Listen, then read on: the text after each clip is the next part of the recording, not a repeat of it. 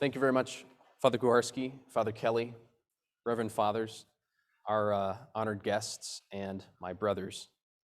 When I was about 12 years old, my mother always took us to First Friday Mass at the Basilica of St. John.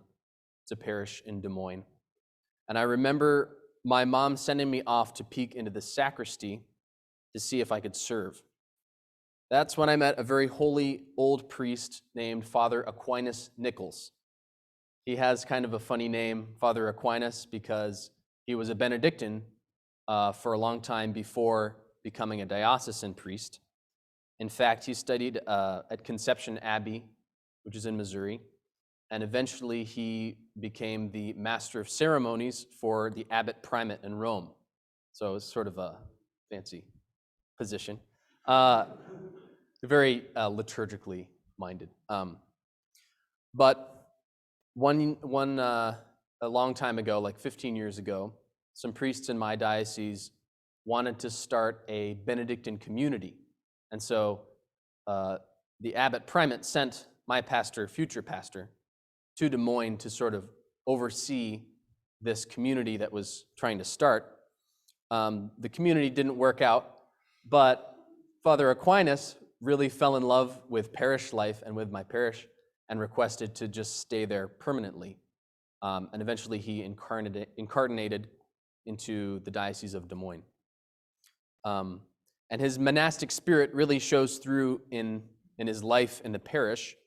He really lives out simplicity of life. I know this from staying at his rectory a few times. I don't have much danger of him seeing this talk because there's actually no internet in the rectory. It's very bare. And I don't think I've ever heard him say an unnecessary word. You know, every word he says is ordered towards the good of the person he's speaking to. And his presence also just exudes this peace that he has, just sort of from his great stability of life. And well, he's a very serious man. He's not very charismatic or bubbly in his personality or anything like that. But I've really been able to see how his personal holiness really informs his relationship with parishioners in the parish. But for me, his pastoral heart was really revealed that day when he welcomed awkward 12-year-old Stan into the sacristy and showed me where the cassocks were to serve for the first time at the Basilica. I served Mass a lot after that at the Basilica, especially after it became our home parish for my family. The way he celebrated Mass was different. I'd always been sort of bored at Mass, as a kid, but there was something I noticed when Father Aquinas celebrated Mass that was different.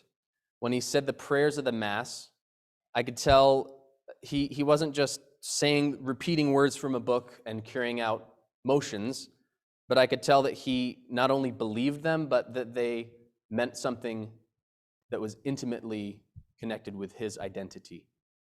When he genuflects after the consecration, it seems more like an old man kneeling down by the bed of his beloved, his wife, than just somebody doing what it says, in black, if that makes sense. I don't know.